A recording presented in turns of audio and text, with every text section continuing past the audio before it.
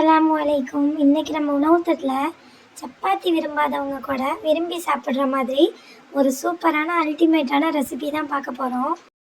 இதுக்காக ஒரு 1/2 கிலோ சிக்கனில் மிளகாய்த்தூள், ஜீரகத்தூள், மிளகுத்தூள், உப்புத்தூள், மஞ்சத்தூள், இஞ்சி பூண்டு பேஸ்ட்டு போட்டு ஒரு 1/2 மணி நேரம் மேரினேட் பண்ணி வச்சுக்கிறேன். இது ஊறட்டும். 1 கிலோ சப்பாத்தி மாவு எடுத்திருக்கேன், ஆட்டா மாவு. இது கூட 1 டேபிள் ஸ்பூன் உப்பு, 1 டேபிள் ஸ்பூன் பெப்பர் பவுடர், அப்புறம் 2 டேபிள் ஸ்பூன் ஆயில் ஆட் பண்ணி சப்பாத்தி மாவை நல்லா இறுக்கமாக பிணைஞ்சு வச்சுக்கலாம். அந்த வீடியோ கிளிப்பு மிஸ் ஆகிடுச்சு. இப்போ நம்ம மேரினேட் ஆன சிக்கனை பொரித்து எடுத்துக்கலாம். முன்னாடி பின்னாடி நல்லா பொரித்து இதை ஆற வச்சு மீட்டை மட்டும் தனியாக பிச்சு எடுத்து நவுத்தி வச்சுக்கலாம். இன்றைக்கி நான் இஃப்தாருக்கு ஜவ்வரிசி கஞ்சி காய்ச்சிருந்தேன். இது பெரிய பெரிய ஜவ்வரிசி, ஃபாரின்லேருந்து வந்தது தான். எல்லா டிபார்ட்மெண்டல் ஸ்டோர்லையும் கிடைக்கிது. ஜவ்வரிசி கஞ்சியுடைய வீடியோ ஏற்கனவே நம்ம சேனலில் இருக்குது. அதோட லிங்க்கை நான் டிஸ்கிரிப்ஷனில் கொடுக்குறேன், செக் பண்ணி பார்த்துக்கோங்க. ஜவ்வரிசியை எப்போவுமே சுடு தண்ணியில் போட்டு தான் வேக வைக்கணும், இல்லாக்கட்டி கரைஞ்சி போயிடும்.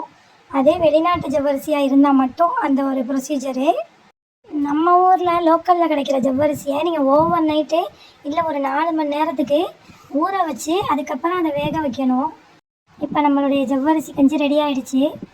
நம்ம சப்பாத்தியை ரோல் மாதிரி பண்ண போகிறோம். அதுக்கு மயோனைஸ் தேவைப்படும். இதுக்காக 1 டேபிள் ஸ்பூன் சுகர், ஒரு 4 மிளகு, 2 பல்லு பூண்டு, 2 முட்டையை நல்லா பிளெண்ட் பண்ணிக்கிட்டு வந்துடுறேன். அதுக்கப்புறம் சன்ஃப்ளவர் ஆயில் தான் எடுக்கணும். கொஞ்சம் கொஞ்சமாக ஆயிலில் கொடுத்து பிளெண்ட் பண்ணி எடுத்தால் அந்த மாதிரி க்ரீமியான மயோனைஸ் நம்மளுக்கு ரெடி ஆகிடும். இதோட உப்பும் கொஞ்சோண்டு வினிகரும் ஆட் பண்ணிக்கோங்க.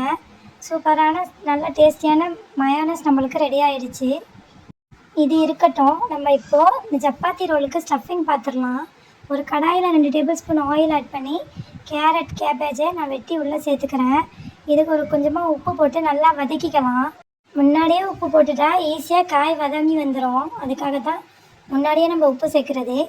இந்த கேரட் நல்லா வதங்கினதுக்கப்புறம் ஒரு 3 பெரிய சைஸ் வெங்காயம், கொஞ்சமாக குடமிளகா, மேங்கொண்டு உப்பு, சோயா சாஸ், 2 டேபிள் ஸ்பூன் அளவுக்கு மிளகுத்தூள், கொஞ்சமாக நம்ம ப்ரிப்பரேஷன் வீடியோவில் பார்த்த கரம் மசாலா, அதுக்கப்புறம் நம்ம இந்த எடுத்து வச்சுருந்த சிக்கனையும் உள்ளக்க சேர்த்து நல்லா கிளறி விட்டுடலாம்.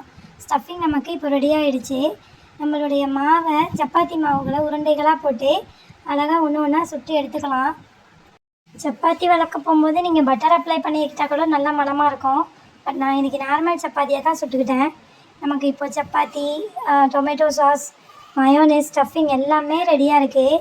இந்த மயோனைஸை நல்லா எங்கே பார்த்தாலும் படுற மாதிரி ஸ்ப்ரெட் பண்ணி விட்டு, கெச்சப் இருந்தால் நீங்கள் அப்ளை பண்ணிங்க, அது முற்றிலும் ஆப்ஷனல் தான், இல்லைன்னா கூட ஸ்கிப் பண்ணிடலாம். நம்ம ஸ்டஃபிங்கை வச்சு மேலேயும் கொஞ்சம் மயோனைஸ் வச்சு இந்த மாதிரி ரோல் பண்ணி கொடுத்தா பசங்கள்லாம் அப்படி சாப்பிடுவாங்க. எங்கள் வீட்டில் என் பிள்ளைங்களுக்கு சப்பாத்தினாவே பிடிக்காது. ஆனால் இப்படி செஞ்சு கொடுத்தா 3, 4ன்னு வாங்கி வாங்கி சாப்பிடுவாங்க. நீங்களும் இதை ட்ரை பண்ணி பாருங்கள்.